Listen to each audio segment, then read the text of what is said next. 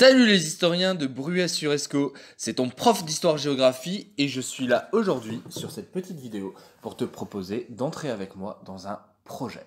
Le projet auquel je t'invite à travailler au courant des prochaines semaines s'intitule Rupture. Ce n'est pas mon projet, c'est un projet national, académique.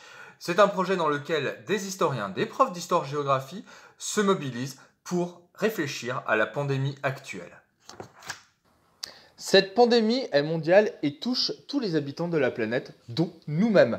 Nous sommes donc dans un événement historique qui crée une réelle rupture. Et qui dit événement historique et dit rupture, dit forcément historien. Nous allons pouvoir nous-mêmes nous engager dans un petit bout d'histoire puisque nous la vivons à l'heure actuelle. Pour cela, je vous propose donc de rentrer dans ce projet qui s'intitule Rupture, dans lequel il s'agira dans un premier temps de collecter un certain nombre d'informations, ce qu'on appelle le témoignage qui devient une source historique. Une fois les traces collectées et ces témoignages compilés, nous pourrons les comparer et une fois la comparaison terminée, en faire histoire en cherchant à critiquer et inscrire dans le contexte ce que nous avons appris.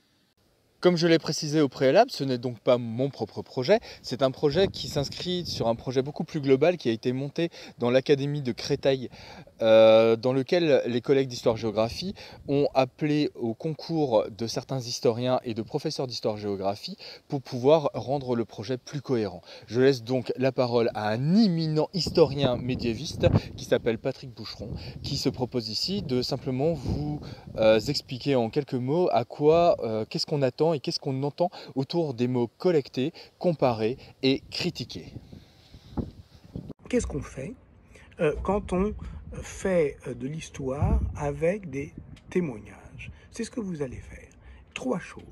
Collecter, confronter et critiquer. Collecter.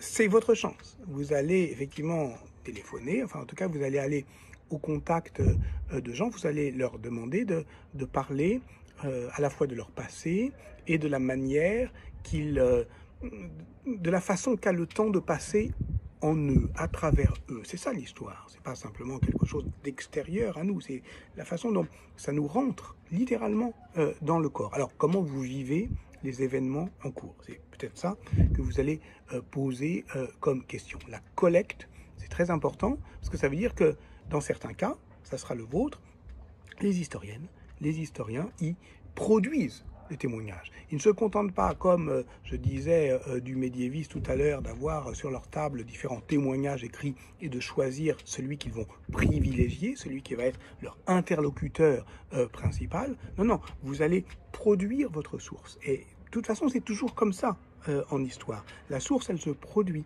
elle se fabrique. L'objet de l'histoire, eh bien, c'est aussi une décision de l'historien que de le faire. Ensuite, vous allez tenter de faire de l'histoire avec ce témoignage. Après la collecte vient la confrontation. Pourquoi confronter? Justement, on le sait bien, l'histoire, elle commence quand on peut comparer et donc confronter plusieurs témoignages. La troisième chose à faire est critiquer, attention. Ça ne veut pas dire détruire, ça ne veut pas dire récuser, ça ne veut pas dire rejeter des témoignages, dire celui-là il dit le vrai, celui-là il dit le faux. Non, ça veut dire, encore une fois, ramener une parole à son lieu, à l'endroit d'où elle s'énonce et aux raisons pour lesquelles on l'a collectée et pour lesquelles le témoin a bien voulu témoigner. Pourquoi il fait ça?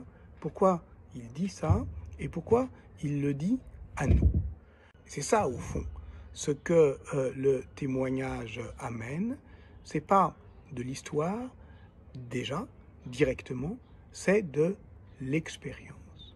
Alors, quand vous allez collecter, confronter et critiquer les témoignages, ayez peut-être toujours quelque chose en tête, ça serait ça mon conseil. C'est que le témoin, il n'est pas là pour vous. Que le témoin, il ne témoigne pas pour l'histoire. Et que un témoignage ne vise pas la vérité, il vise la fidélité. Plus tard, lorsque vous vous souviendrez de ce que vous allez vivre, vous raconterez l'histoire de cet étrange printemps 2020. Vous essaierez, lorsque vous le raconterez, peut-être à vos enfants ou petits-enfants, d'être fidèle à votre souvenir, et vous allez tenter aussi d'exprimer une sorte de fidélité à vous-même. Bon, c'est ça qu'un témoin fait fondamentalement, c'est qu'il tente de restaurer une fidélité. Et c'est ça aussi que vous allez faire en collectant, en confrontant et en critiquant des témoignages, c'est que vous allez tenter d'être fidèle au fond à ce que c'est que de faire l'histoire. Alors, bon courage et à bientôt peut-être. Et pour finir sur une note un tout petit peu plus bucolique, je peux vous proposer également une réflexion autour de ce qu'est un événement historique. Alors pas tant dans sa cause, mais plutôt dans ce qu'un événement historique peut entraîner par la suite. Et pour ça, je vous propose d'écouter tout simplement ce petit extrait d'un podcast de Pascal Horry, un historien contemporain qui a été interviewé sur une émission de France Culture qui s'intitule « Le cours de l'histoire » la semaine dernière.